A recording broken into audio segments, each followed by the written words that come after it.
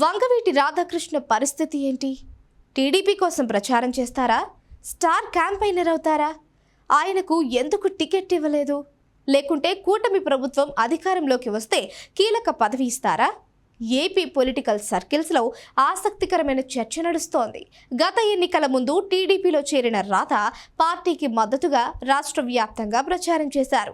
కానీ టీడీపీ అధికారంలోకి రాలేదు. అలాగని రాధ వేరే పార్టీలోనూ చేరలేదు. ఇటీవల నారా లోకేష్తో కలిసి పాదయాత్రలో పూర్తి చేశారు. దీంతో రాధ టీడీపీలో యాక్టివ్ అవుతారని, వచ్చే ఎన్నికల్లో పోటీ చేస్తారని ప్రచారం జరిగింది. కానీ ఆయన విజయవాడలో 3 సీట్లకు కూటమి అభ్యర్థులు ఖరారయ్యారు. జనసేన సైతం అభ్యర్థులను ప్రకటించారు. దీంతో ప్రత్యక్ష ఎన్నికల్లో రాధ పోటీ చేసే అవకాశం లేదని తేలిపోయింది. 2004లో కాంగ్రెస్ పార్టీ అభ్యర్థిగా విజయవాడ తూర్పు నియోజకవర్గం నుంచి పోటీ చేసిన రాధ ఘన విజయం సాధించారు.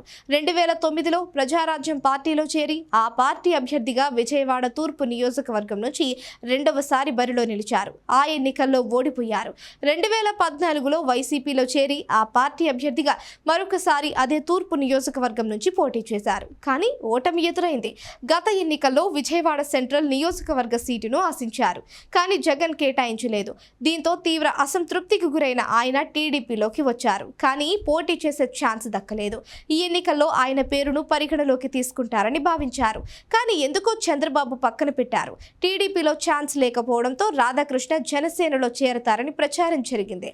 జనసేన కీలక నేత నాదెండ్ల మనోహర్ను కలవడం, చర్చలు జరపడంతో ఈ అనుమానాలకు బలం చేకూరింది.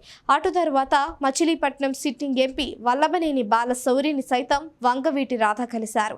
అదే సమయంలో జనసేన బాలశౌరి అభ్యర్థిత్వాన్ని ఖరారు చేయలేదు. ఇప్పటికే అవనిగడ్డలో సైతం జనసేన అభ్యర్థిని ప్రకటించలేదు. దీంతో మచిలీపట్నం ఎంపీ సీటు అయినా, అవనిగడ్డ అసెంబ్లీ సీటును అయినా రాధకు ఇస్తారని ప్రచారం సాగింది.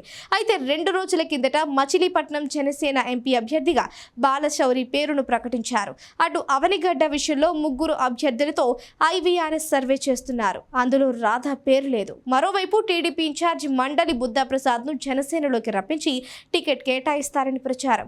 ఈ పరిణామాలు జరుగుతున్నాయి. వంగవీటి రాధాకృష్ణ పేరును అటు టీడీపీ, ఇటు జనసేన పరిగణలోకి తీసుకోకపోవడం వెనుక కొడాలి నాని, వల్లభనేని వంశీ ఉన్నారన్నది ఒక ప్రచారం.